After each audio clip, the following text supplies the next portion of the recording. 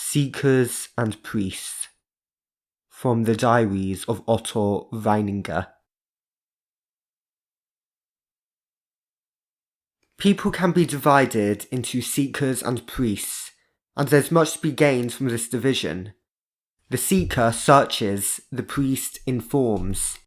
The seeker searches above all himself, the priest reveals himself above all to others. The seeker searches his whole life long for himself, for his own soul. The priest's ego is given from the outset as a presupposition of everything else. The seeker is always accompanied by a feeling of imperfection. The priest is convinced of the existence of perfection. The distinction I will intend will perhaps be made clearest this way. Only seekers are vain and sensitive, for vanity arises from the need to find, and from the feeling that one has not yet found oneself. The priest is not vain, he does not easily feel hurt and has no need for external recognition, because this support is not necessary for him. On the other hand, he has a need for fame. The presupposition of the need for fame is his inner self-certainty. It is his nature to present his ego as perfect as possible to others, and thus to connect with them. Fame is thus related to sacrifice. I will just cite 4 examples of seekers and of priests before I continue with my analysis. Hebel, Fichte, Brahms and Dürer were seekers. Shelley, Fechner, Handel and Böcklin were priests. What is common to seekers, as one can see, is line without colour. Common to priests is colour without line. I am thinking here of colour as a symbol for seriousness. Seriousness is what the priest descends to, while the seeker wants to ascend from it to spirituality. That is why the priest has a really strong relationship to nature, for the priest comes from the spirit and tries to bring the world in line with him. Everything should shine brightly, like the flame within himself. The seeker, on the other hand, much more than the priest, has a relationship to society. He socializes because he seeks himself in others.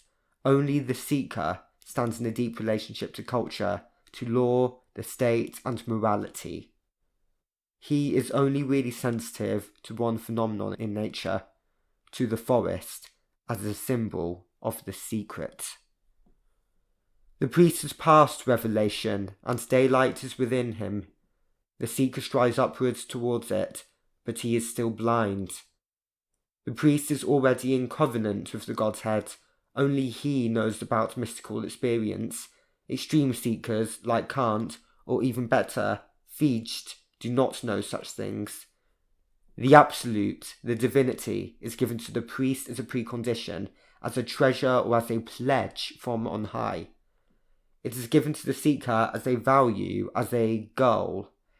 The priest offers himself to the world and proposes a covenant with it. The seeker flees the world because he has not yet received consecration. Every seeker is by nature a blasphemer. The priest is the opposite of the blind, a person who sees, who blesses. To the seeker, on the other hand, blessing is always incomprehensible. Priests are often held to be the real artists, and men like Ibsen, who is closer to being a seeker, and Hebel, who is even closer, are not held to be genuine artists. This is totally wrong. We are deceived here by a false conception of the sensuous in art. Certainly Shakespeare was exclusively an artist, and yet he was surely much more a seeker than a priest. Of course, seeker and priest are extremes. The greatest people are both, most often seekers at first, so that they can transform themselves into priests when they have found the source, have lived to see their self. Thus Goethe, thus Wagner. Goethe is a seeker in the original Faust, a priest in Iphigenia. Wagner is a seeker in The Flying Dutchman, and in Tannhäuser, the Pilgrim Chorus gives a wonderful representation of seeking. But also in Tristan, particularly in the second act, because the seeker is erotic. The priest, sexual without particularly differentiating love from the sex drive. Wagner is a priest as early as Lohengrin. His sense of festival and celebration is thoroughly priestly. but above all in the third act of Siegfried, where the feeling of having found what you seek, the triumph of fulfillment, is so enormously great. For the priest needs not be a peaceful pastoral person, but as a fighter he only appreciates victory, not the exertional struggle, not the fear of defeat. Nietzsche was a seeker for a long time. Only as Zarathustra did he put on the priest's robe, and only then did he descend from the mountain those discourses which prove how much certainty he has gained from the transformation. The experiences of the priest, as seer, are more intense than those of the seeker, and that is why he is more sure of himself. He feels himself to be the chosen messenger of the sun, moon, and stars, and only listens in order to understand their language as fully as he feels it his duty. It appears that Rousseau, Calderon, Sophocles, and Mozart were seekers. Pindar appears to be a nearly perfect priest. Beethoven is a seeker in Fidelio, a priest in the Waldstein Sonata, whose final movement is the highest summit of Apollonian art. Mind-body parallelism appears to be a priestly idea. For the priest comes from the spirit and wants to absorb nature. He acknowledges guilt before the court of nature. The seeker recognizes the court of the spirit. He is therefore a determinist as well, because for him freedom and lawfulness are one from the outset. The seeker is an indeterminist and curses the body. The seeker holds his tongue. He is reserved. Not to be confused with being closed-mouthed, i.e. the insincere antisocial criminal.